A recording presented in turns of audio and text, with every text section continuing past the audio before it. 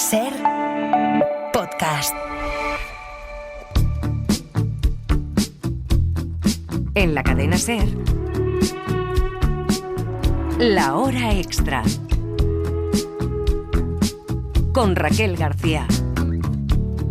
You know I'm impatient, so why would you leave me waiting outside the station when it was like -4 degrees and I get what you're saying. I just really don't want to hear it right now. Can you shut up for like once in your life?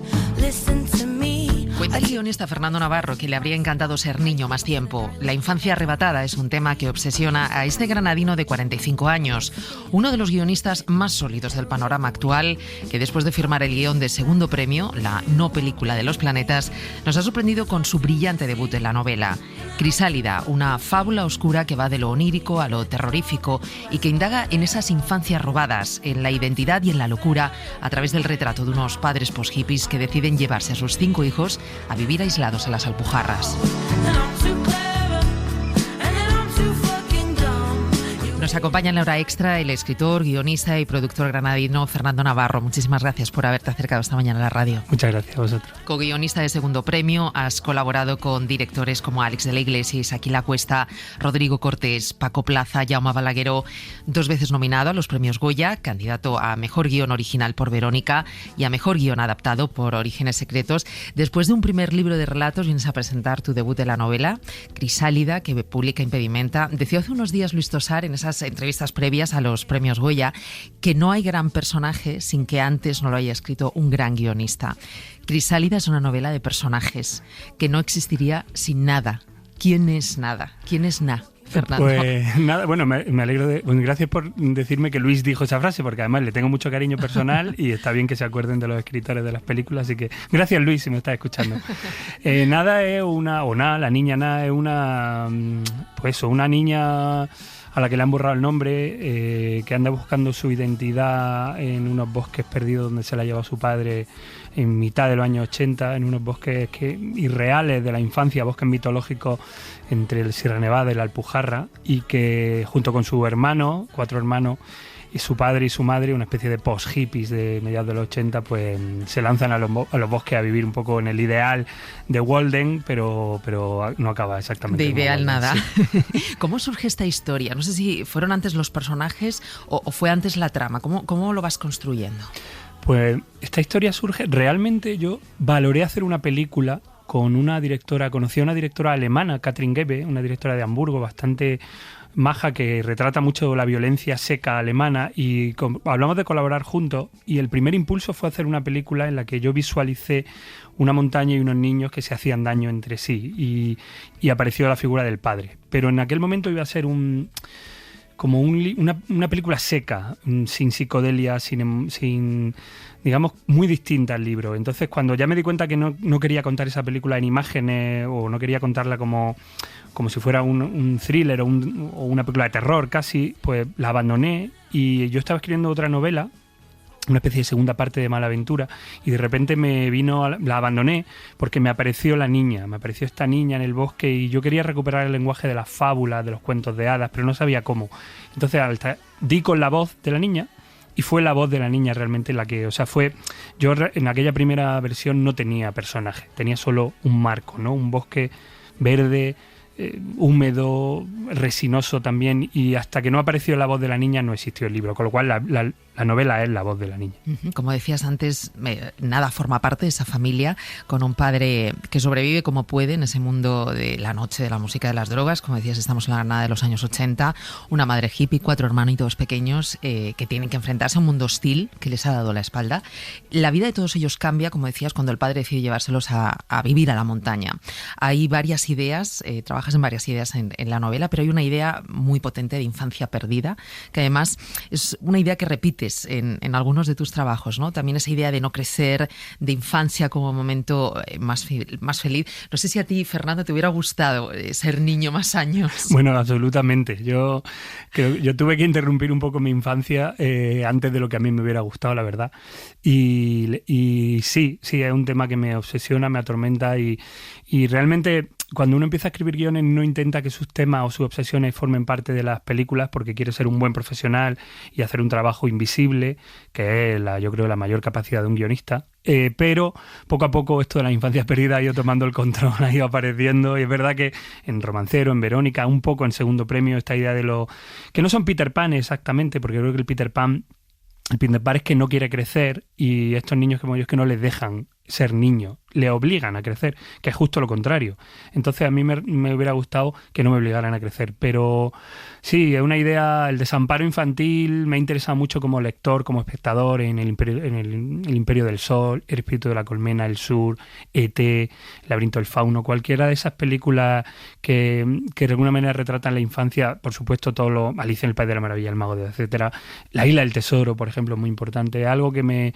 Y yo que realmente no tengo hijos y para mí es un tema conflictivo, hacia los niños tengo una especie de ternura así como natural, ¿no? Que tiene que ver quizá con esa infancia que yo no que me hubiera gustado prolongar. Antes lo mencionaba, siguiendo con esa idea además de infancia perdida, decides borrarles a todos el nombre, no hay identidad pasada, solo cuenta el ahora.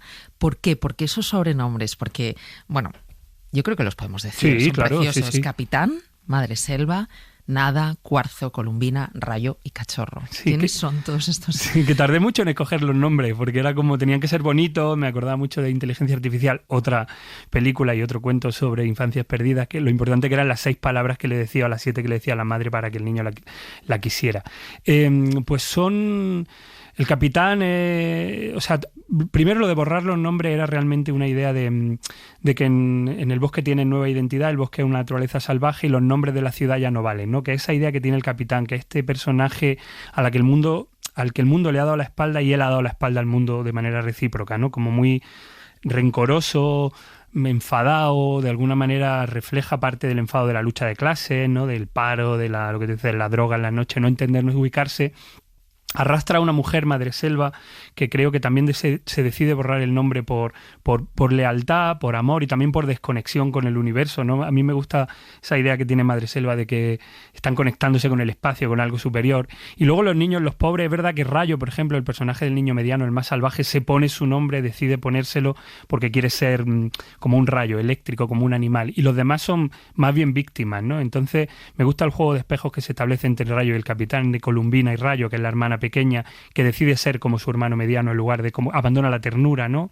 Entonces cada uno y cada nombre, Cuarzo, ese niño que no habla, el cachorro que es casi al que todos quieren proteger, ¿no? Esa idea de que todos son como una especie de tribu rara, ¿no? Y me gustaba que los nombres me remitía a literatura mitológica un poco, que también me interesa, casi a nivel de lenguaje puramente, que fueran palabras bonitas, que es donde he empezado contestando. Ese mundo hostil del que hablábamos, Fernando, lo vamos descubriendo a través de la narración de Nada, como decías, es el centro de todo, es la voz de esa niña, una voz que nos lleva entre lo onírico pero a la vez terrorífico. Estamos ahí balanceándonos entre esos dos universos, un universo muy propio que les sirve para protegerse, pero también del que necesitan escapar. No sé si era una de las ideas centrales de la historia, esa idea de familia, que haces una comparación con la montaña, es como ese lugar emocional que nos provoca esa contradicción, ¿no?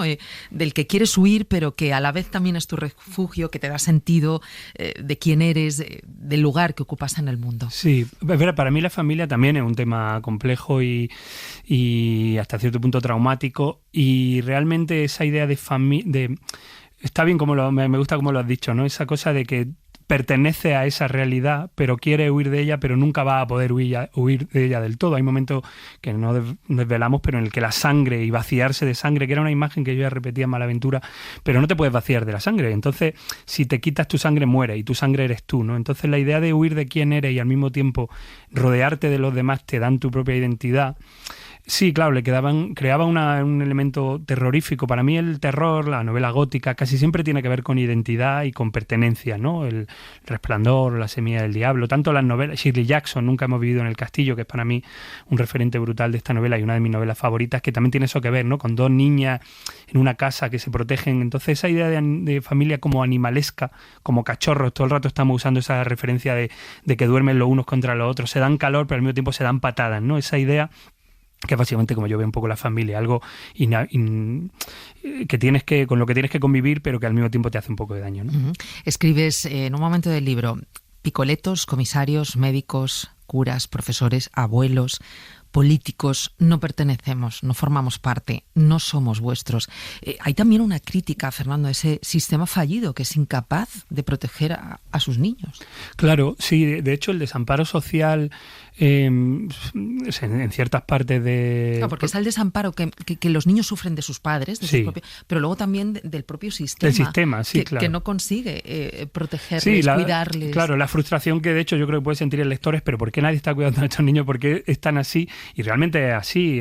Yo no me atrevo nunca a hacer una mirada social sobre el mundo, y menos el mundo actual, porque no tengo ni idea de la realidad. Yo vivo en la fantasía, prácticamente, pero sí que hay algo de que cuando el mal se abre camino es muy difícil que algo pueda atajar, o sea, pueda proteger, atajarlo, ¿no? Controlarlo, y es muy difícil que te puedan proteger cuando está en desamparo total. Por lo menos en desamparo emocional, que es donde están los personajes. Y sí que hay algo también el capitán renuncia a ese mundo. ¿Por qué renuncia? Él, casi lo que más me preguntaría yo, para mí el capitán es la figura central de la novela, aunque el personaje protagonista es nada, porque es donde está el misterio, que lleva a una persona en un entorno estructurado real, porque él viene de una buena familia, a abandonar esa familia, a lanzarse al vacío, a no querer nada, a no pertenecer. Y tiene que ver con esa mirada hacia el raro, hacia el diferente, o a lo mejor con eso engarce, esa manera en la que tienes que formar parte de algo que no te quiere, pero tú te das cuenta de que no te quieren, ¿no? Entonces el rebelde, que al final, o el beatnik, o esta idea, que en realidad es más de la literatura norteamericana, casi que de la europea o de la española, yo me he apropiado de eso porque realmente sí que yo conocí figuras parecidas, sobre todo en Granada, que es una ciudad de ácratas y de poetas locos y de rockeros. Hablas del capitán, por el que te quería preguntar en este momento, porque es verdad que merece mención aparte. Ese hombre, bueno, se le puede describir, se le describe así, depende de la mirada que elijas, pero es un hombre atractivo, divertido, carismático. Todo eso da paso a un hombre cruel, controlador, atormentado, paranoico, como decías, el capitán al que nada le llama ese papá mentira, ese papá escondite, pero es un hombre que se dedica al final a huir toda su vida, que realmente lo que está haciendo es huir de sí mismo, ¿no? Eso es, sí. Literalmente lo que hace el capitán es una huida de sí mismo. De hecho, creo que hay momentos que nada lo dice, está en exilio permanente, ¿no? Esa sensación de que...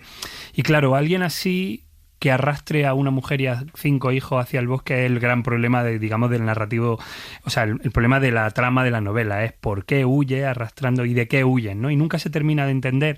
Hay momentos que se desvela cuál es su trauma, ¿no? Un trauma muy sencillo, ¿no? Que tiene que ver con el planeta, y es casi cósmico, pero sí que hay algo de huir de sí mismo que a mí me da un poco de miedo, que eso me pudiera pasar, que le pueda pasar a gente a la que quiero, esa sensación de que tú te des cuenta de que no perteneces, de que quieres borrarte, de que quieres desaparecer, ese mito del abandono, ¿no? Y la naturaleza, como yo siempre he imaginado, y siempre me han atraído mucho esas figuras literarias o Satie, no sé, figuras que han abandonado la vida, ¿no? O Lovecraft, ¿no? Me acuerdo el título del libro que escribió Ulebeck sobre Lovecraft, que era contra la vida, contra el mundo, ¿no? Esa sensación de que tú ya no perteneces al mundo real, pero no te quieres aniquilar y decides buscar otra manera de estar en el mundo, ¿no? Y eso me da miedo, pensarlo ya solo me da miedo, o sea, esa idea de alguien que decide hacer eso. Y el capitán sí es la figura central, para mí es igual de misteriosa. Yo intenté explicar algo del personaje, pero no sé si logré entenderlo como me hubiera gustado entender. Y en un fanal de lluvias y de sol. Dice la escritora Siri Hustvedt que cuanto más lee, más cambia, y que cuanto más variada es su lectura, más capaz es de percibir el mundo desde miles de perspectivas distintas. Hoy, en la hora extra, hemos conversado con la leyenda viva del noir contemporáneo. Hemos estado con James Ellroy. Muchísimas gracias por estar con nosotros, con la cadena SER. Es un placer para mí estar aquí en Madrid. Me encanta España, me encanta Madrid.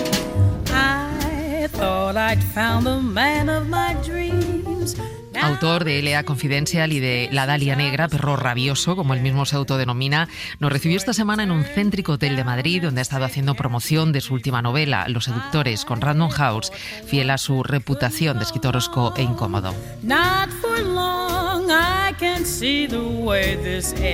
La novela transcurre en la ciudad de Los Ángeles durante el tórrido verano de 1962, cuando una estrella de cine B es secuestrada en extrañas circunstancias. Un secuestro que coincide con la muerte de Marilyn Monroe, aunque es una coincidencia totalmente anecdótica porque no hay nada que le pueda interesar menos a Ellroy que hablar de la estrella de Hollywood. Bueno, no es que yo la encontrara interesante. Sencillamente la utilicé para que encajara en mi diseño, en mi trama. No se trata de una novela de Marilyn Monroe. Es pequeña, es un personaje pequeño realmente en el libro. Bueno, también está el suicidio de Carol Andes, que podría haber sido otra idea que es más interesante que Marilyn Monroe y ocurrió en 1948. Y también tenía una trama ficticia que se me ocurrió. Y también se me ocurrieron los personajes subsidiarios, los secundarios, pero decidí esta otro hecho y aquí estamos. Muchísimas notas, anoto y anoto sin parar.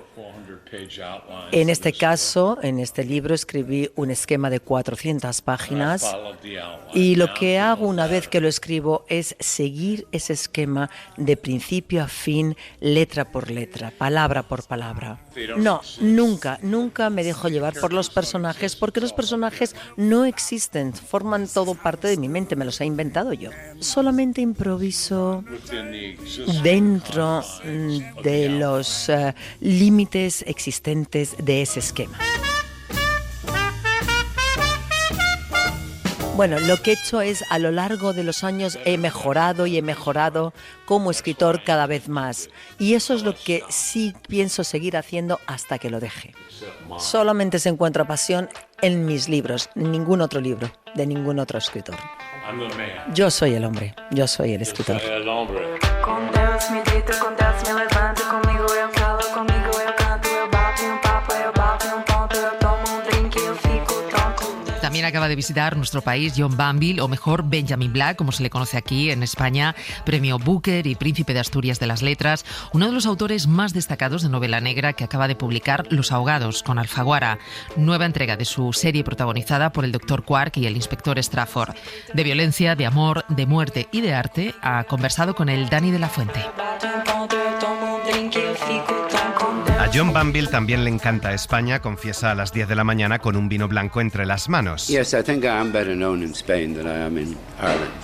People do stop me in the streets in Madrid and Barcelona. En Madrid y en Barcelona me paran por la calle, me reconocen más que en Dublín. Es muy gratificante. Igual debería mudarme aquí, bromea. The cities now are being destroyed by tourism. Aunque considera que el turismo masivo se está cargando las ciudades. Banville es conocido en nuestro país por su seudónimo, Benjamin Black. I killed him off in the English-speaking world. Lo he matado en los países angloparlantes, pero aquí la editorial Alfaguara me dijo que era súper conocido, que por favor lo dejara vivo en España. We'll keep him alive in the Spanish-speaking world. Así que Benjamin Black nos presenta Los ahogados, la segunda entrega de la serie que unió a su mítico Dr. Quark y al Inspector Strafford, dos personajes muy conocidos de sus novelas negras. This is a very good place to start, yes. Este es un buen libro para iniciarse en su obra, no hace falta haber leído los anteriores, asegura. Los ahogados transcurre en los años 50, en la Irlanda rural. Un tipo solitario se encuentra con un coche. Un hombre asegura que su esposa podría haberse arrojado al mar. We love crime novels and... Nos encantan las novelas negras y las series de crímenes porque miremos donde miremos hay violencia por todos lados y se retransmite en televisión. Un bombardeo en Gaza, un atentado, pero la mayoría de nosotros no vamos a ver ni una bomba en nuestra vida. Así que recurrimos a libros como los míos para dar cierto sentido de autenticidad a nuestra existencia. La muerte es uno de los asuntos que obsesiona al premio Booker y Príncipe de Asturias de las Letras. La muerte nos causa terror, tristeza, pero también da un cierto sentido de belleza a las cosas. Hemos creado objetos maravillosos inspirados por la muerte, pero But we also are the most bloodthirsty. También somos la especie más sanguinaria, cruel y despiadada que hay sobre la faz de la Tierra. Monsters on the face of the earth. En sus novelas, también en Los ahogados, siempre hay historias de amor, de celos, de pasión, con unos personajes masculinos bastante tóxicos, son los años 50, y dos temas recurrentes, el conflicto religioso entre católicos y protestantes y los abusos infantiles. Mami, yo soy guapa, mami, yo soy guapa.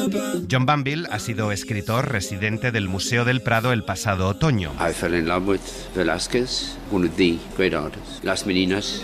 Quiero salir en un cuadro de Velázquez. Mami, ¿por qué no me pinta mi Velázquez? Estoy enamorado de Velázquez desde que lo descubrí cuando visité el Prado por primera vez en los años 60. Uno de los mejores artistas, de los más grandes pintores. Y Las Meninas, cada vez que vengo a Madrid voy a visitarlo. Sigue siendo igual de misterioso para mí. Banville está pendiente de publicar El ojo del pintor, un relato sobre sentirse aterrado por esas pinturas mirándote. I went once to see Las Meninas before the Prado was open, and the picture looked back at me and frightened me. En concreto, aterrado por cómo le miran Las Meninas. Las Meninas. La hora extra.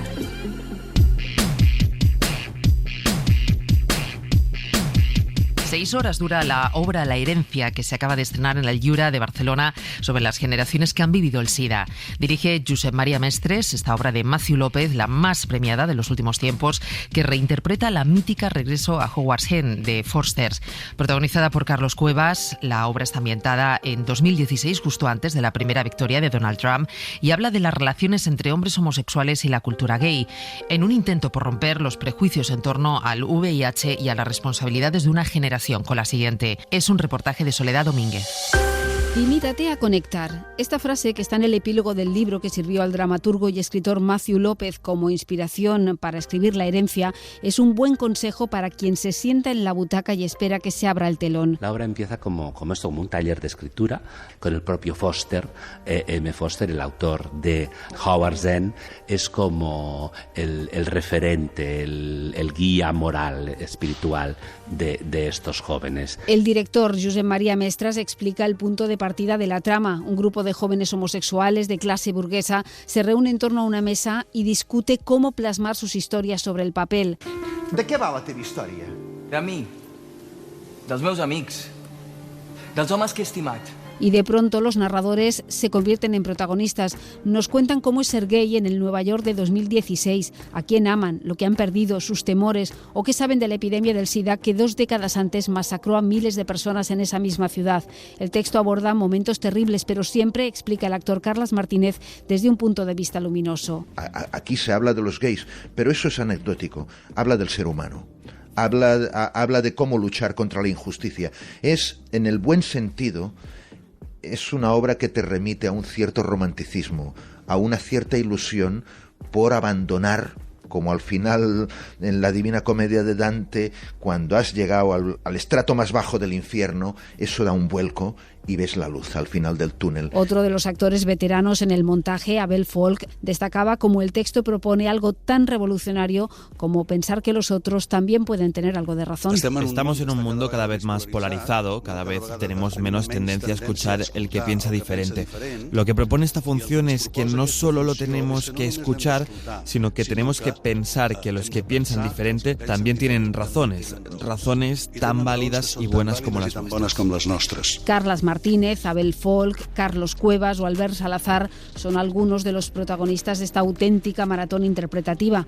Por si alguien se lo está preguntando, si he mirado mucho el reloj, la respuesta es que sí, pero solo para ver cuándo empieza la segunda parte, otras 3 horas de emoción garantizada.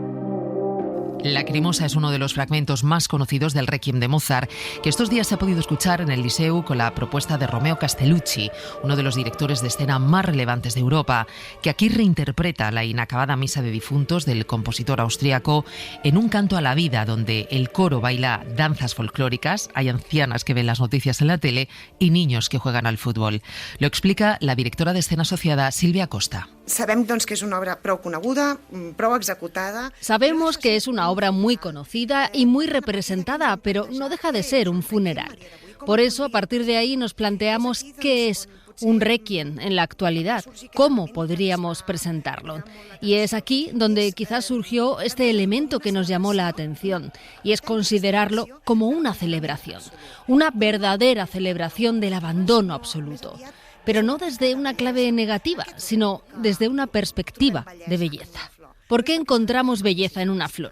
Bueno, porque sabemos que mañana puede que ya no esté allí. Por lo tanto, Es esta la belleza de las cosas que terminan. Es una gran fiesta, es una celebración de la vida porque sabemos que esta vida termina.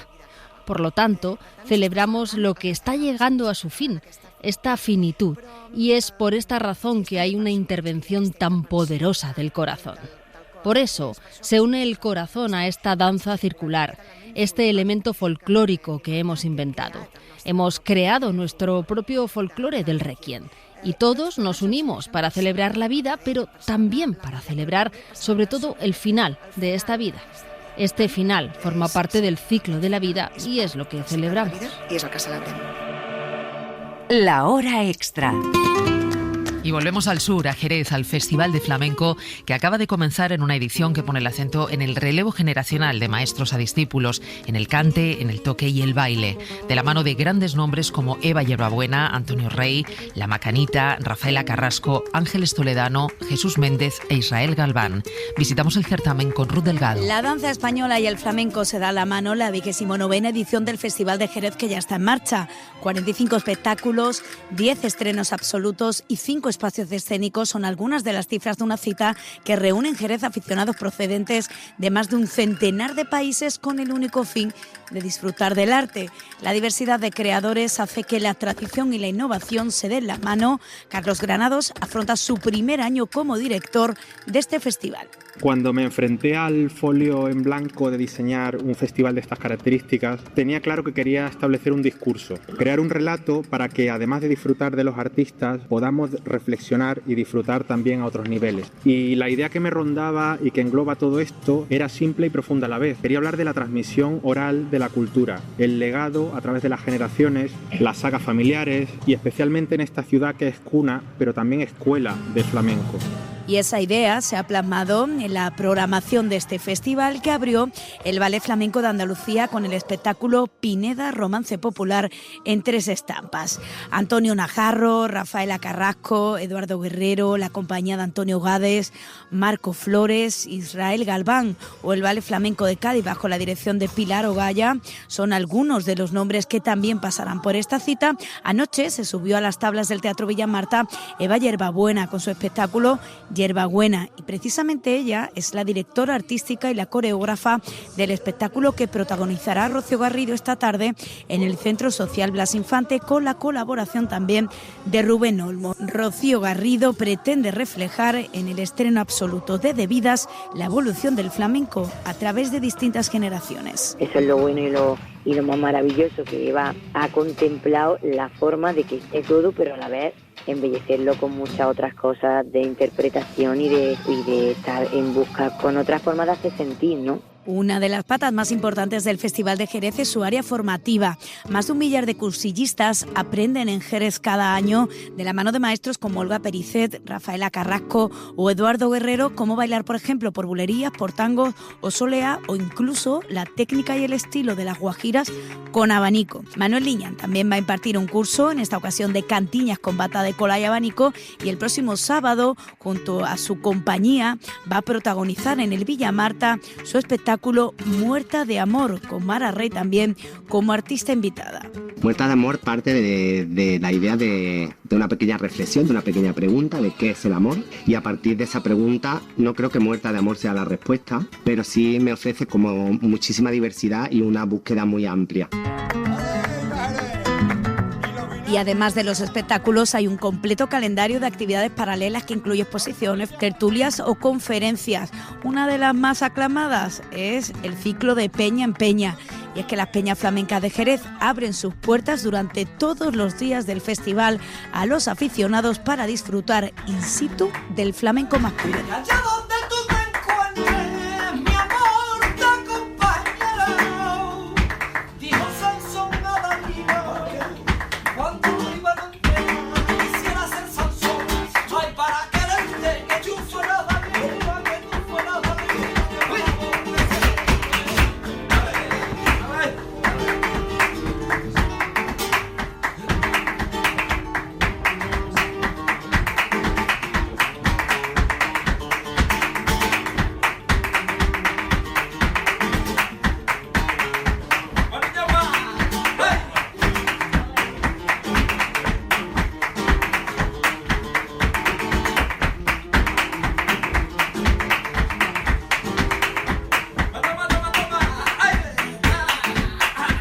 contenidos completos, ya sabéis, los podéis encontrar en todas las plataformas de audio y en nuestra web, en cadenaser.com. Gracias a María Jesús Rodríguez, que ha estado al frente de la dirección técnica, y a todos los que nos escucháis cada semana. Adiós. Para no perderte ningún episodio, síguenos en la aplicación o la web de la SER, Podium Podcast o tu plataforma de audio favorita.